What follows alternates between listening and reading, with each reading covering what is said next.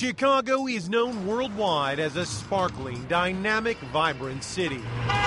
But look away from the skyline and the lakefront and the pockets of undeniable wealth, and you'll see this, and this, and this.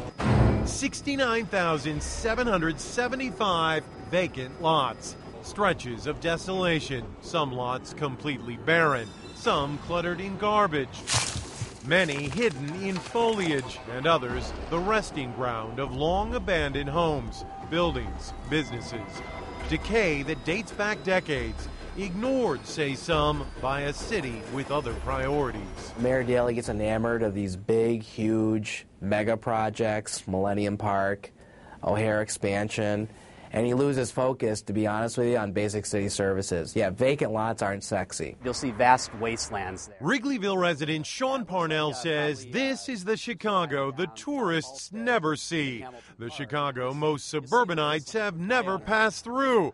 The Chicago even many Chicagoans have never set foot in. At the very best, they're eyesores. At the worst, they're dangerous for the community. Parnell has developed something he calls the Chicago Abandoned Lot Project, and his goal is to bring attention to this. It's a blighted building. And this. It's not properly secured. And this. When is enough enough? Well, I'm definitely fed up. Definitely. Carlos Lewis says the lot next door to his family's home on South Indiana has been a problem ever since a fire destroyed it 2 years ago. Drug users going down there and using their drugs back there. And then there's this Bucktown lot, vacant for at least 7 years. Neighbors say it's garbage-filled, rodent-infested, flood-damaged, and a homeless squatter lives in the garage. It's an absentee landowner that is just leaving their property to rot. Fox Chicago discovered the owner of this building actually lives here in this much more pleasant home in suburban Northbrook. He tells us he's going to wait to sell this property until the slumping real estate market turns around, no matter how long that might take. Sometimes rats fly out. Neighbors here on North Lawndale worried this lot had become a gang hideout. The kids be so afraid. Who knows who might be in there? So it's been cleared out. In fact, so far this year, the city has cleaned up more than 5,700 vacant lots and hauled away 47,000 tons of debris, all at a cost to taxpayers of nearly $7 million.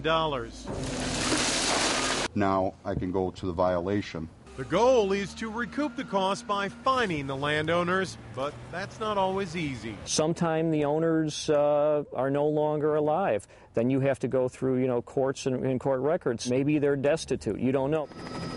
The city owns more than 20% of Chicago's vacant lots, and most all of them are in the poorest neighborhoods on the west and south sides.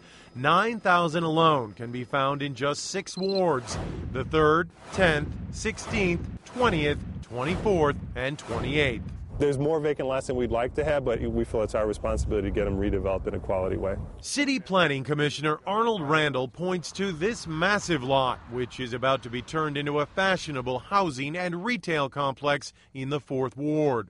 Alderman Tony Preckwinkle fought for years to get just the right project here. It's a very bad idea just to say, okay, let's just sell off all the vacant land, just to turn city land over to speculators who will build whatever garbage they want. Yet some government watchdogs say the city's cautious approach is simply holding up progress and prolonging blight. We do have zoning laws here, and if you've zoned it the way you think that particular parcel should be zoned, why should the city care who the developer is, as long as they have the appropriate financial resources?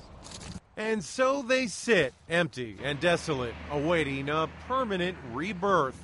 But in the meantime, we propose gardening as a solution for most For 27 years, Ken Dunn has been filling empty city lots with temporary vegetable gardens.